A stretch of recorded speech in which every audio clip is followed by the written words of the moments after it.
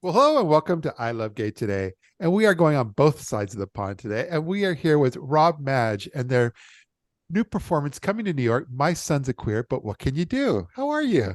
Very well, thank you, Matt. How are you? Fantastic. And it's not really new. That's the part I was going to bring up is that I have been a fan for quite a while because I've seen all your work come through on your power on social media. And this all thing started in London, yes? Yes, you did. Well, it started during COVID, really. I'd be posting sketches and TikToks of these home video performances that I would do in my living room as a child. And it's sort of grown into a show now. Wow. And that's how it really started, right? This is kind of an autobiographical story of your growing up, and especially I think Disney played a bit of a role with that. Yes, very much so. When I was a kid, I would reenact every Disney movie under the sun, and I would make my dad play the Sea Witch, or basically my dad would be the princes and the men, and I would be Ariel and Belle and the princess of my dreams. And it would be documented on VHS tape, and I would share these in lockdown in the UK, and then it became a big Yeah. old show. Wow. But you've been in the world of theater for since you were a kid, right? Yes, I started work. I mean, never really felt like work as a child, but I started work in Mary Poppins in 2005. I was Wow. Michael Banks in Mary Poppins, and then Yeah. I played a lot of precocious Cockney urchins in Les Mis and Oliver and the sort. Yeah. So you had quite a foundation there before you even got started with this. Yeah, I'd say so. But no, when we were talking about London, so my son's aquarium was performing. You were performing this on London's West End, and that's kind of the top end of theater in London too. Yes. Yeah, in the UK, really, it was amazing to have had that opportunity. And I never foresaw that happening, or definitely didn't see it coming over to Broadway. Yeah, yeah. And we were talking about being autobiographical, but it's also one of the quotes I saw, triumphant and hilarious celebration of identity, creativity, and the profound bond between a parent and their child. And that's kind of the core of all this, yes. Absolutely. It's a story about how to raise your child with unconditional love, which hopefully we all know how to do anyway, but turns out some people struggle with that concept. So it's a simple concept, but actually um, quite new in its authenticity. Yeah. But I think I'm going to guess then that was probably a good reason why the Lady Gaga Born This Way Foundation, you guys have partnered with them, and it seems like a perfect alignment.